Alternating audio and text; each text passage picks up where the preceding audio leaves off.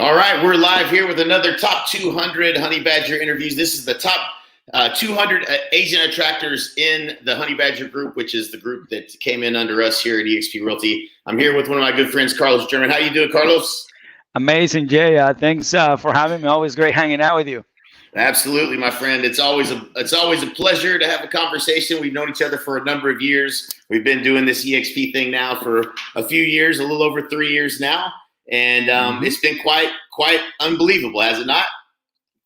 Absolutely. Actually, I transferred my license like 3 years ago, like 3 weeks ago. So, like mid-January was when I transferred my license, and it's amazing. Like I didn't expect what happened in such a short time. I can tell you that much. Right. Yeah. And to be honest, and I want to unpack this. I want to unpack your process, what you've accomplished. So let's let everybody know kind of what your numbers look like, so that they can get an understanding. Your real estate business. When you joined, about how many transactions were you doing, that kind of thing, and then we'll get into the numbers for how many you have in your revenue share group. Absolutely. So, when I came in, I was doing, around 25 million in production with a small team of 6.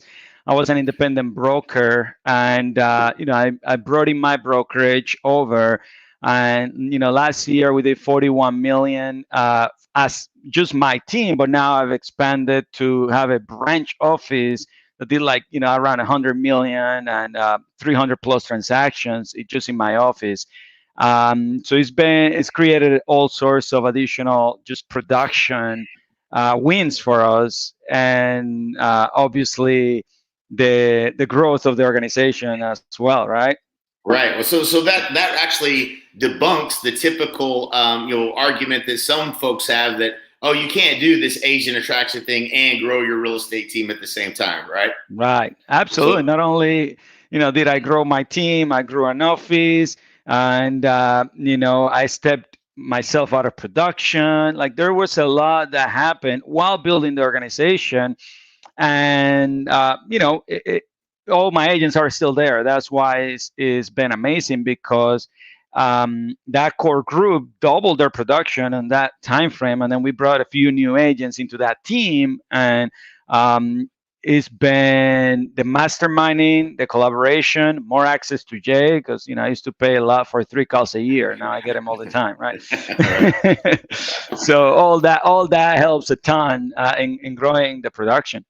Right. So that's really good stuff, man. And I kind of want to unpack a little bit. So let's talk about the growth side of things outside of the team. So how many FLA, how many FLQA, revenue share, group size, all that kind of stuff.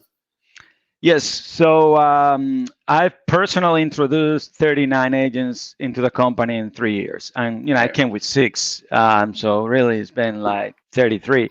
That are still part of my group. So that's 39 personals. Now, out of those, we've got 25 that are crushing it, producing.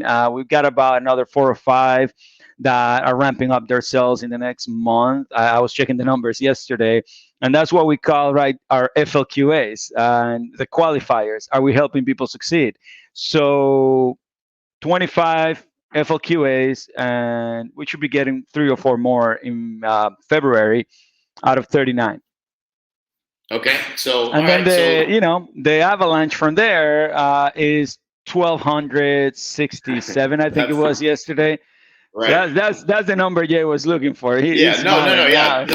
I love all those numbers. And so those. Yeah. So this is the point I want to make for everyone, and I don't know the exact number I should use for this, but we're just going to arbitrarily use a number I feel like is pretty close. Let's say $700. An average person is worth $700 to your organization. So anyone who wants to do the math on that, that's 1,200 times roughly 700 would be $840,000 a year of passive income. So pretty outstanding. It's not going to be exactly that. We're not making any claims or warranties or guarantees anybody's going to make that kind of money, but that's what the experience has been for you. And I always highlight this when I'm having conversations, Carlos, I'm sure you do too, is your numbers are it's not crazy what you did. You brought 33 people, one person a month. I mean, is kind of been the average, a little more than that, because you have some attrition. It's not near like what you find in other companies. But But those are just staying consistent with it. And so talk a little bit about kind of, because I want people to understand that are getting in early. I think most people expect things to just kind of explode, and it just doesn't. It didn't work that way necessarily for me, and for most people that join, I don't think that's the case. What was, how did you manage how did you stay in the pocket, because you did stay in the pocket, and how did lay out kind of for folks that you're in the business and you're working on the opportunity in the future. How did you manage those two things as you went through like the first year? Yeah, so you got to set your priorities right, and for me, I joined the company because I really wanted to grow the organization. So my team understood that, and I got their buy-in because I was going to spend time in the recruiting. And what I find is a lot of leaders, that have teams, they get distracted, and then their team resents them for that. I got buy-in from my team because they understood that there would be new opportunities for them. So once I got that buy-in, not only from my team but from my family, then I went all out. I put in a lot of early time trying to figure it out because I had never done recruiting. A lot of you guys know, I have been in the business for 12 years. 10 of those years I had my team, my brokerage, and I only had 6 agents. And there were friends, family, and stuff like that. So I was never a recruiter, but I've always been a hard worker. So I pushed through and I pushed hard. So at the beginning, I was trying to reinvent the wheel. So that's tip number one: don't reinvent the wheel. We're all entrepreneurs, and we want to create and have that amazing leadership, right? And we should be duplicating or leveraging what's laid in front of us before, and then you can add to it later. So when I started, Jay knows, I was leveraging you guys.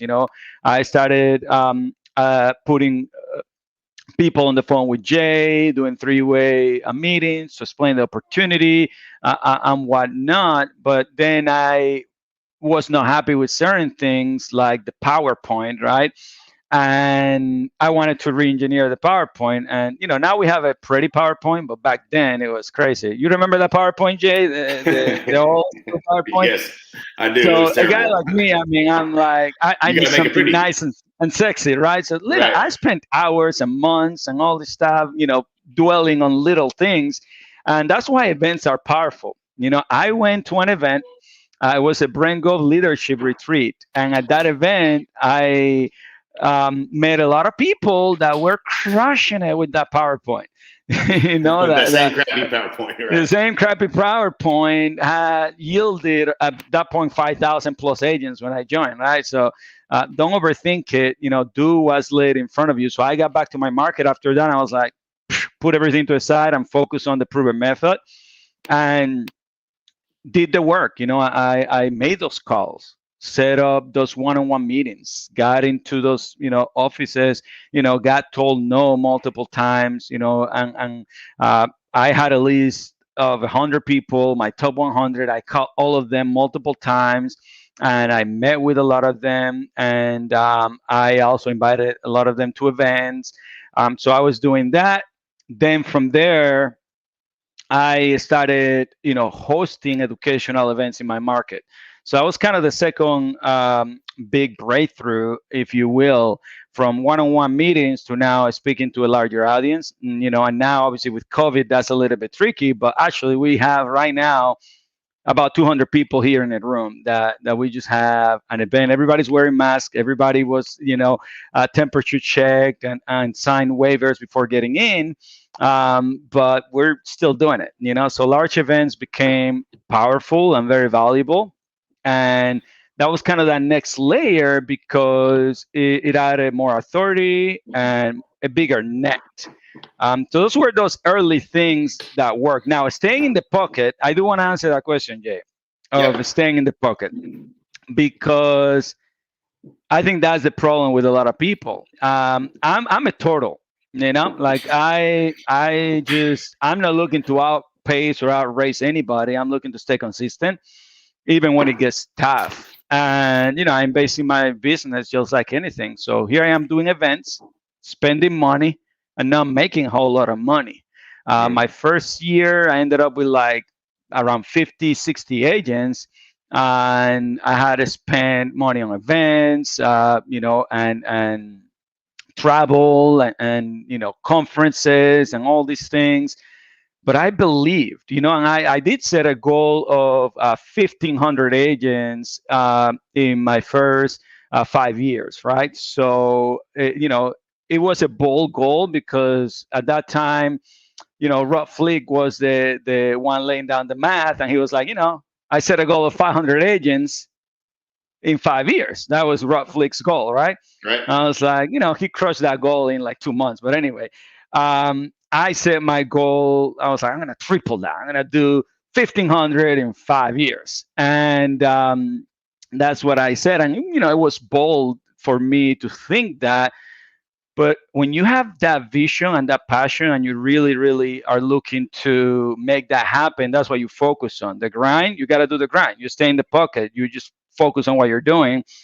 And one thing that helps me a lot, I'm a very positive guy. So like I don't beat myself down. Like if I get one agent, I'm celebrating. I don't care if that agent has never sold a house. I'm like, hell yeah, I just got another one. That's what's up. So that helps me stay in the pocket. Right. I love it. So going back to the events. So what type of events were these, and how did it benefit you, and did it benefit the overall group? What was the strategy there, and how did those events actually end up working out? As you mentioned, not having a whole lot of agents, you're spending some money on these events. It's not necessarily clear how it's going to pan out, but you're still sticking to these events. What were they? How did that go down? Explain that for everyone. Yeah. So my first event strategy was we were doing wine and learn. So we were having some wine and some snacks and teaching something to our team plus their guests, right? So that was my first event strategy. I was looking at some because now Facebook is like reminding me what happened 3 years ago. Those posts like, hey, 3 years ago. And there was one photo that I saw recently. There were three people, and I took a photo of it. I was proud. I was like, hell, we're here having an event, and it was like a small little room. And, I was excited to have those first events. That's how we started kind of growing. My first big event, if you will, my group was about 20, 30 people. And that's where your passion comes in. Like I had like 27 and there were 24 there. I had somebody fly from New Hampshire, which was like my first out of state person. And she flew from New Hampshire to Orlando for that little event.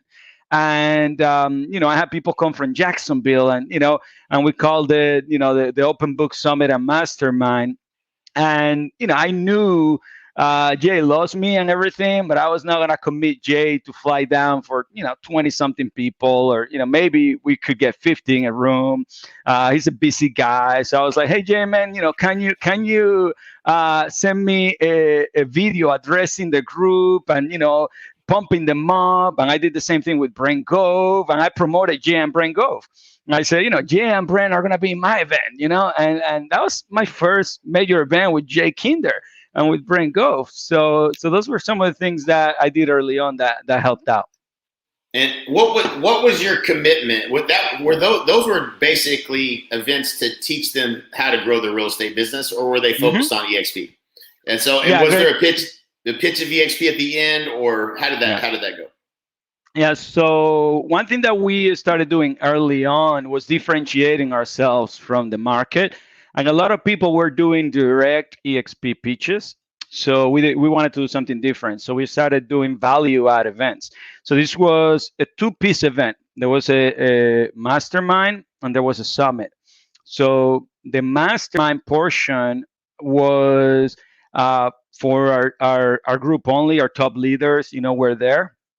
And, the summit portion, we invited guests. The leadership portion, we talked about attraction, and we did invite a few influential people that could be in that room, and they were already hot enough that they wanted to, be part of that and listen to the recruiting training and stuff like that we were talking about.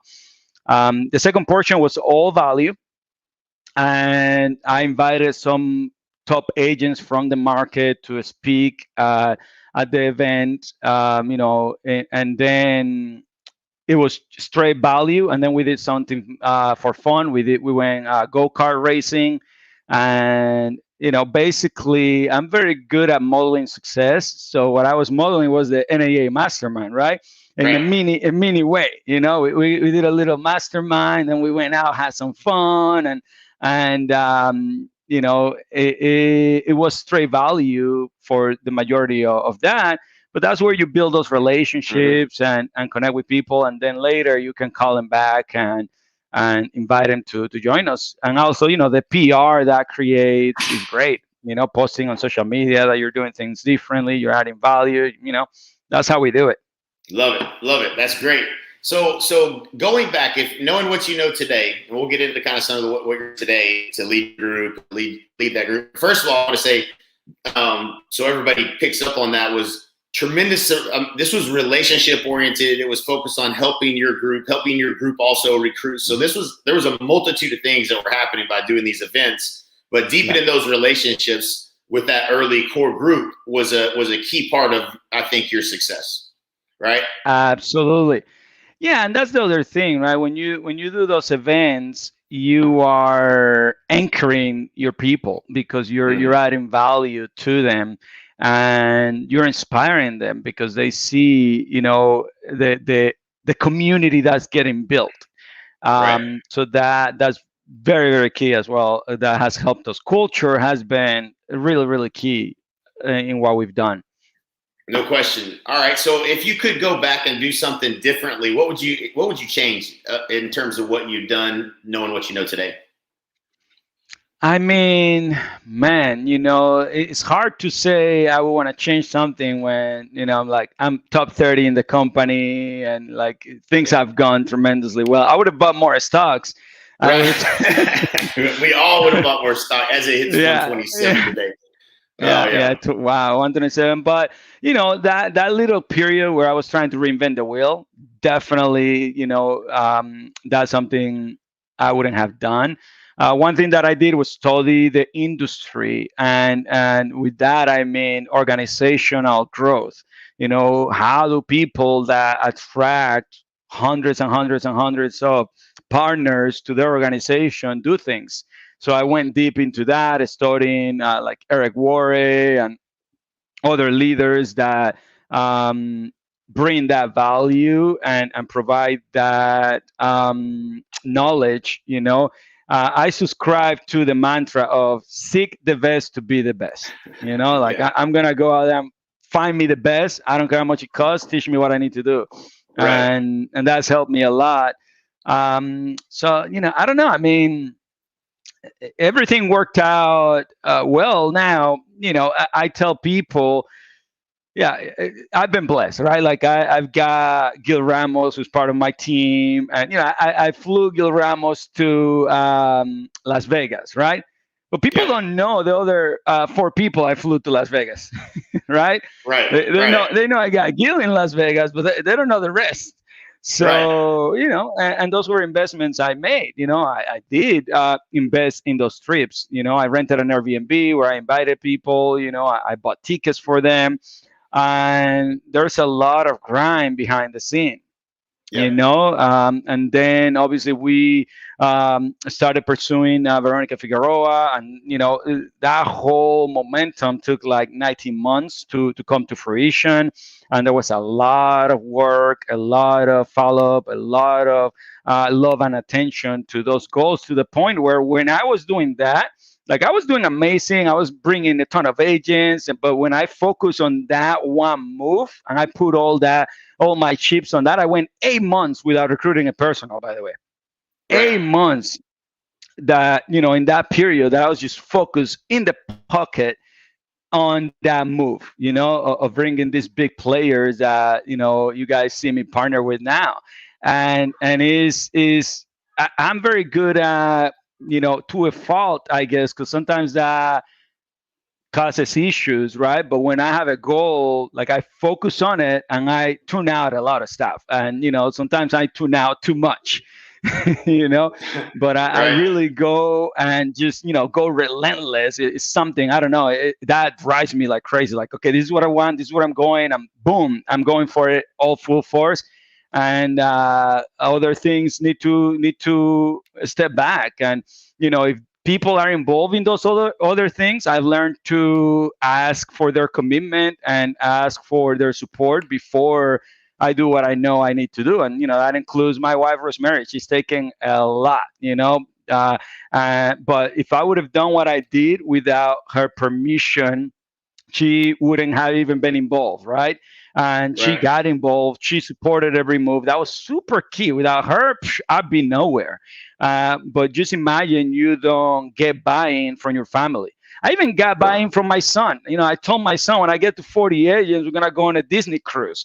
I Right. told him when we go to 25, we're gonna get this. And like I'm getting buy-in because I know, hey, I gotta run hard, and Right. he may not see me as much as before, but every day I get to the home, and he's like, "Hey, Dad, how was your day?" Now, mind you, he's 7. So how was Right. your day? And I was like, "Oh, it was good. It was, I had a great day." And he's like, "How many agents did you recruit?" Yes. Serious. Accountability partner. Yeah, and I tell him sometimes I'm like, "Hey, yeah, I had a good day. I had some meetings. Were those agent meetings? You bring some agents."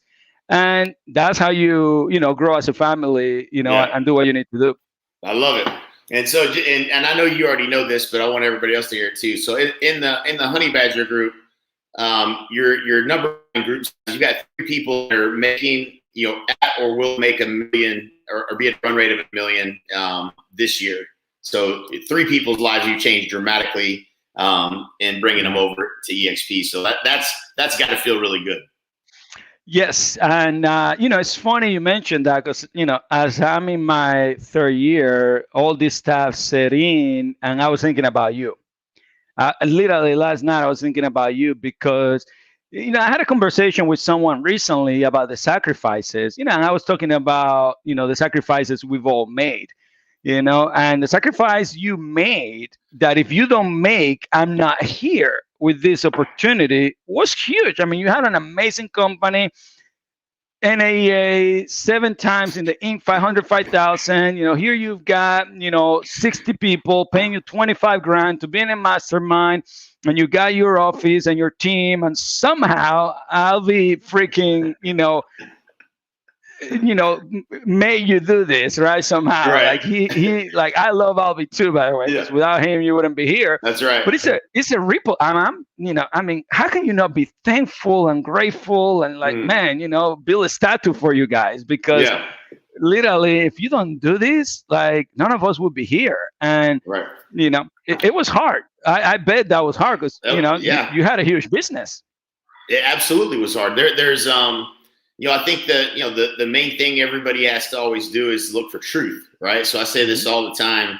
I just read the book, Ray Dalio's Principles, and being radically open-minded and transparent was one of his life principles. And I had to kind of check myself on that one, because I think sometimes you get so bought into your own vision that you can't see anything else but your own vision. And Al helped me step back and look at it. Not for me, but for him. And when I looked at it for him, I knew if it was better for him and his agents, that it might be better for a lot of other agents and a lot of other people that are like us. And that was a good thing. And you have to put your ego aside and just be open minded that there might be a better way. And this was definitely the better way. I think we look really, really smart now, right? But in the beginning, it didn't. You just don't know how things are going to play out. But it was definitely the right move, no doubt about that. And I love the fact that, I was gonna say, I mean, there's obviously a few people that are gonna make millions on this thing over the years, but like the stories that I hear of, agents that don't have a team, that were independent agents that, came in and just did the equity program, and all of a sudden they show me they've got tens of thousands of dollars in shares. 100,000 in shares, even more sometimes. I mean, there's so many lives being changed that you can't even quantify it by this organization and what we've Right. done. And it's super powerful. It's super powerful, the opportunity that we have, and we're just getting started. I mean, this stock, the moment I think it's gonna slow down, it just keeps going up. It's Yep. crazy. Yep. Yeah, it is. It is a blessing for sure. Thank you, Glenn Sanford, and all the team that's helped build this company. It's been amazing, amazing Yeah. ride, and we got a long ways to go. I want to say this because I want to say it every time I do a video or every time anybody's talking to me. And I believe this, and it's something I heard Dave Kennord say. Is the person that's going to make the most money in revenue share probably hasn't even joined the company yet. And when you really think about that statement, a lot of people think, oh, well, man, we missed the boat. Man, look, the stock is so high, and there's already a bunch of agents. We're late to the game. I hear that now more than anything. And there's going to be in the next 3 years 150,000 agents that join this company, and they all have to join one way underneath somebody. That means there's a lot of revenue share that will be paid out to a lot of people, and that could definitely be anybody that's not here at the company, or it could be some of us that are here at the company. And so that's a huge thought to understand. Is the only way this company grows is through the agents telling other agents. Is through word of mouth. That's how it works. And we have nothing but upside. It's going to be next 3 years going to be unbelievable compared to the last 3 years, and it's been a great last 3 years. So super cool. So let's get a little bit granular because I think a lot of folks have a challenge. Kind of like, what do you say to somebody? And more and more, today, the average agent has been approached by eXp 10 to 15 times, and they're going to stonewall anybody who wants to talk about eXp. And so what have you found that works to a script or an approach or something that's worked to get someone to take a look or to open up the gate of the mind to the opportunity? What are some things that are working that you like and that you teach your team? Yeah, my main thing is relationship building, and connecting with agents on a business level. So like what I personally do is connect with agents and invite them to sit down and just mastermind. I tell them, I'm not going to talk about my company. You're not going to talk about your company. We're just going to talk about business. That's it. And creating more and more and more of those relationships. And the reason I'm doing that is because, I realized that I am where I am because of relationships that I had that, might have not been the hottest, relationships, but they were there. And when the opportunity presented, I was able to go and present the model to those relationships that I had, early on. That gave me fuel to keep going and momentum and all of that. So I've created a model where it's all about opportunities to build those relationships. Everything that we do, the value add events, the training events, we open our team trainings, literally everything we do is an opportunity to add value to somebody. And that is really, really key to how I go about it. So what do I say to somebody? Hey, man, I see that you're doing big things out there. I just wanted to see if you and I could have some coffee, mastermind, see what's working for you. Promise you, I'm not going to talk about my company. I don't want to hear about your company. We're just going to talk about business. That's it. And, you do that. And what I find is that sometimes they, want to talk about eXp and about what I'm doing. And, I kind of hold it back a little bit. I'm like, hey, man, I made a commitment that this was about masterminding and sharing ideas. And by the way, I've been doing those through Zoom now. So it's not even as time consuming as it was before. I literally have like 5 on Friday. Is that tomorrow? Yeah, I got like 5 of them on Friday. So I'm doing it through Zoom. I tell them it's gonna be 20, 25 minutes, catch up, connect, and building that relationship. My goal is to try and add value to them. I find out where their rock is, and I look to add value. Now, let's say you are an agent that sells 6, 7 houses. Now, can you help somebody that's just getting started to get their first 5, 6, 7 deals? you could be doing that, right? Right. Everybody has something. If you've sold a house before, if you've ever won a medal or a ribbon in your life, if you've ever done anything successful, you probably can help somebody, right? Exactly. So that's kind of what I do, but it's all about the consistency and having that. I have a couple days in the week. Friday is one of them where I focus on my personal relationships and my personal growth. Sometimes I put support meetings for my team there as well, my organization. But the other days are open and available to do those meetings. But usually Thursday, Fridays are days that I want to have some of my own personal meetings so that I can continue, growing my own personal frontline, especially now more than ever, with the FLQAs and all those things that we gotta focus on, because early on you just focus on growth. Let's push, let's grow this thing as big as you can. But then there comes a point when you're like, okay, now I gotta unlock, and then you gotta focus on that front line. Yep. And so I want to talk a little bit about that. So leading the group along the way, at what point is it at 50 agents, 100 agents, maybe it's 25, or maybe it's 500? What are some distinctions along the way in terms of leading your team and things that you did and things you think are important in terms of as you get to certain levels? Yeah, I think is what I tell people is pick your spot. It's about passion. What do you want to do? What do you enjoy to do? Like, I have a blast, just creating events and opportunities and things for the group. So I do. I'm a systems guy, so I'm always looking for that entrepreneurship. Now that I was able to first focus on growth, now I'm looking to have fun. And to me, that's part of the fun, to create things. And it has nothing to do with the group size. I feel like it's about what you enjoy doing. I know honey badgers here that they don't really want to do a ton of stuff, so they leverage what's already there, and that's perfectly fine as well. Like, I have agents in my group that they don't want to do any events or any training or anything, and they just leverage what I've got. And I have agents in my group that that's their passion. They want to do their trainings, they want to do their events, and they do their own things. They don't need to leverage necessarily other things that are there for them. So what I say is just have fun, find your lane, stick with your lane. And it doesn't necessarily matter how big the group is. I do feel like you need to find within your organization people to do certain things. Absolutely. I do feel like you need to create culture around your team, and that starts with your front line. Like, everybody's responsible for their front line and having that culture piece. So if you're not the one that's going to be out there creating happy hours and social gatherings, then find who can do that, within your team. Like, I'm not great at that. Like, I'm an introvert. I don't want to be out there. So there's other teams in my organization that do that, and we all go to it and whatnot. And different people create different opportunities for us to attend and leverage. And that's not one of my strengths. I'm not the social butterfly, right?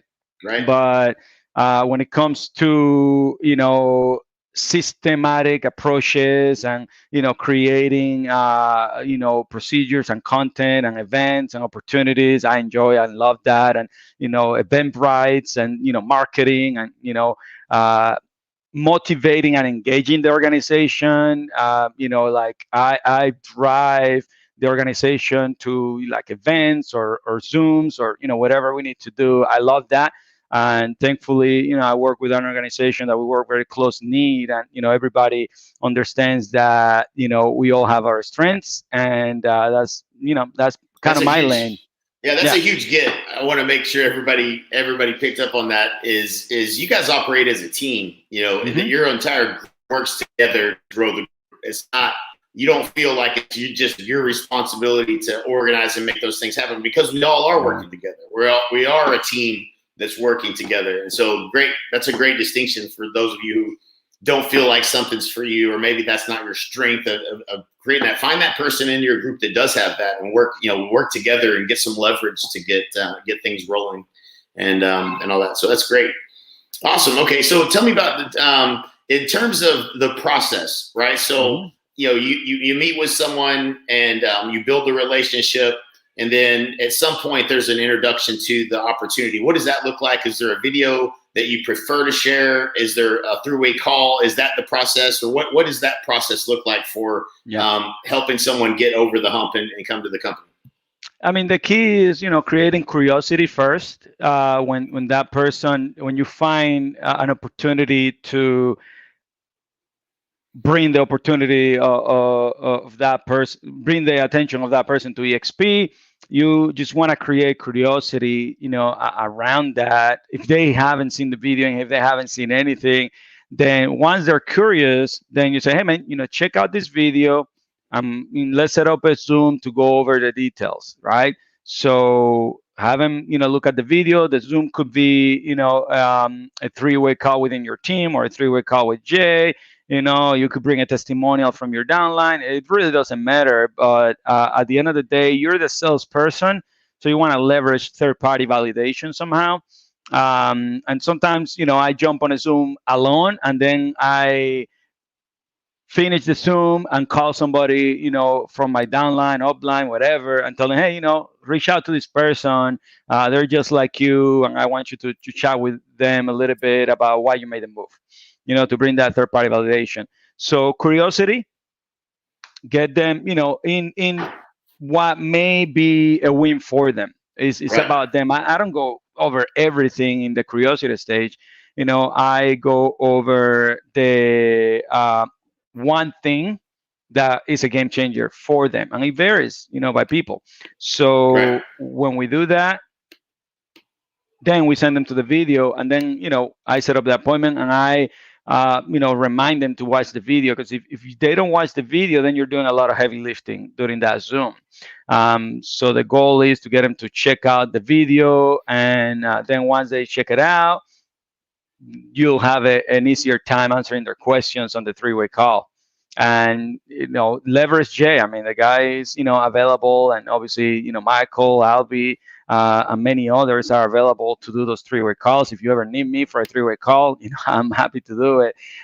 So ultimately, you don't want to be the one answering all the questions, because if they see you working too hard to bring them aboard and they're coming for the opportunity, they may think this is not for them, it's too hard, or I could never do what this guy is doing, and they completely overlook the opportunity just because of that. So that's a big thing as well. I was gonna say one thing, and it left my mind, but it was around the answering of questions and whatnot. Oh yeah, that. I mean, I find myself, bringing a lot of people that just want to sell more. Right. And I'm sure you guys are too, Jay. And I've seen a shift into the mindset of a lot of agents as well.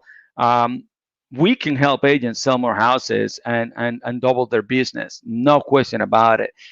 So aligning that's the masses. You can really help a lot of people just by plugging them into everything that's offered to them, so that they can grow and sell more houses. And what I do is sometimes, I don't even talk about revenue share with some people. I tell them, by the way, we have a referral program that if you refer some agents into the company, you get a little bit of money as well. So if you know anybody, I'm happy to help you with that. And, it's actually a very powerful program. So at some point, we can go deeper into it. And if they nibble on that and they're like, what do you mean powerful program? I want to know more about that. Like, then I go deeper on it. If they are like, oh, okay, no big deal, then at that time, I don't necessarily worry too much about it. So they come because of the opportunity to sell more houses and grow their business. Right. And I think that's where most people are. they don't understand the stock really. They don't understand revenue share. So they're not looking for that. They're looking for, hey, how do I take my business up a level? And so when we focus on addressing them where they're at and the thinking of what their biggest problem is, that's where they start to listen. And then generally after the fact, showing them everything and all the opportunity, there's certainly some folks that see that as opportunity, and we want to help those people do that as well, right? Absolutely. Some of my people, I recruited a new agent, and I never told him about revenue share or anything. He came on, he was in timeshare before. I told him we had a little referral program.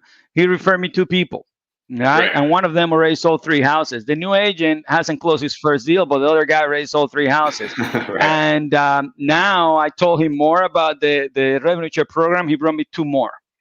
So this guy has recruited more than he has sold, and is someone that was a brand new agent. And I didn't have to sell him, like, don't oversell. Let's get the agent in. Yeah. Then you can upsell them later into the other opportunities. Love it. What is, and we'll wrap it up here, Carlos, with kind of your final thoughts as well. What's your day look like today, managing a $100 million team? And, you've got over 1,200 to 1,300 agents in your revenue share group. And there's leaders that you're helping lead, and there's calls I'm sure you're being brought into. What does the day look like for you now in terms of your typical day? I mean, I'm still, running 1,000 miles per hour, and that I love it. I enjoy it, right? And I'm not gonna be the one that's gonna get here and say, "Oh no, man, I'm taking it easy." Like I grind. You don't get here by grinding to just get here and stop grinding. That's right. Just not how we're wired, right? So I'm actually, I just started a new sales team. Just a natural sales team that I'm giving, leads to, and I'm gonna blow up that team this year. And I got systems, lead generation, a coaching, mentorship, everything set up for them. Working on that. My other team, I added 3 new agents just this past week to my other team, so I'm growing that.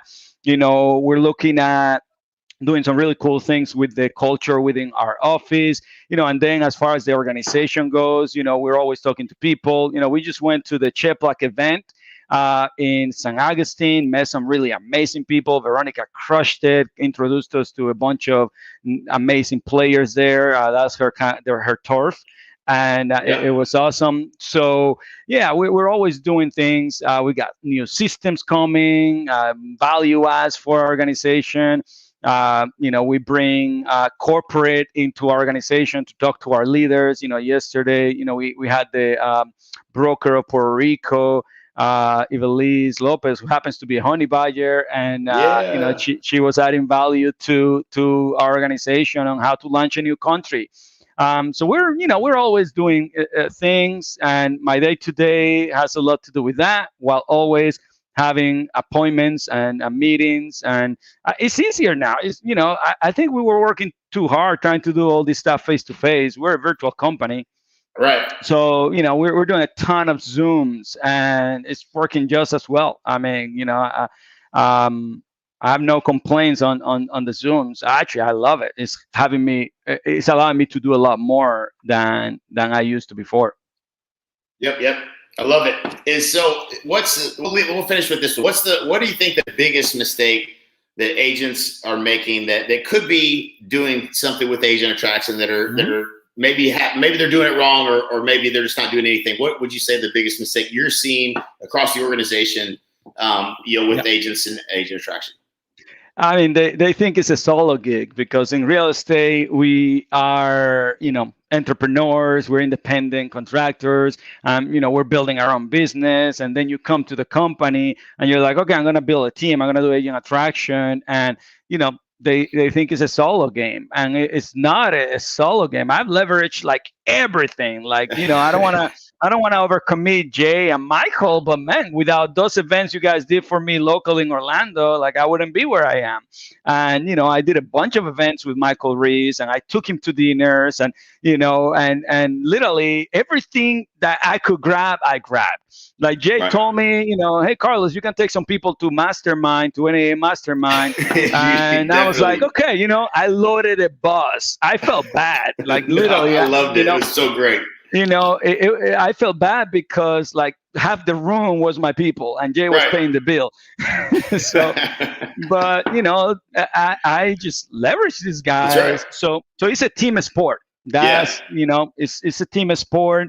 Leverage your people and just go and grab them. I know some leaders may seem a little bit out of reach, like even Brent Gove, who we just have here in Orlando, and you as leaders, we are going to, swim towards those that are swimming towards us because there's so many, we want to see who's hungry, who's passionate, who really wants it.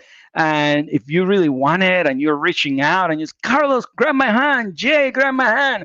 Like, yeah, I got to save the one that's, asking first, and then we get through the group through other venues. But at the end of the day, we're going to get through everybody at the level that they're at.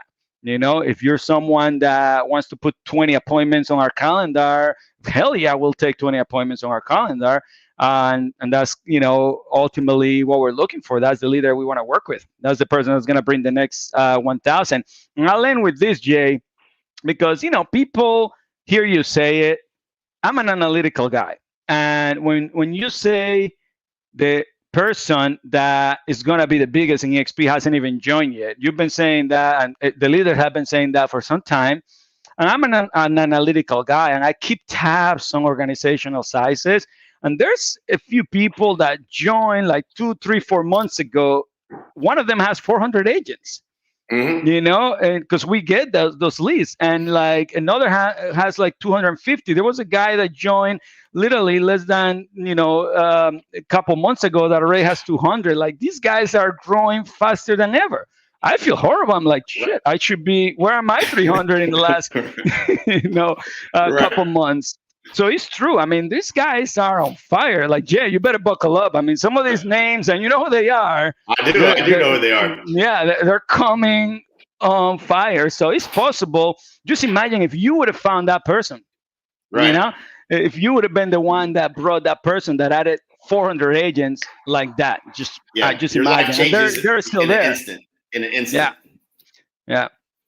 Love it, man. Well, Carlos, I appreciate you taking the time in the middle or at the end of an event to share with the group and share with everyone in the Honey Badger family. So thank you very much for that. And we'll talk again soon, my friend. Have a great day. Absolutely. Thank you so much for having me. Yeah, appreciate you. And, if you commit, you show up. That's another lesson right there. I committed. I show up. Let's crush it. Thank you, Jay. Let's do it. We'll see you at the top or from the top.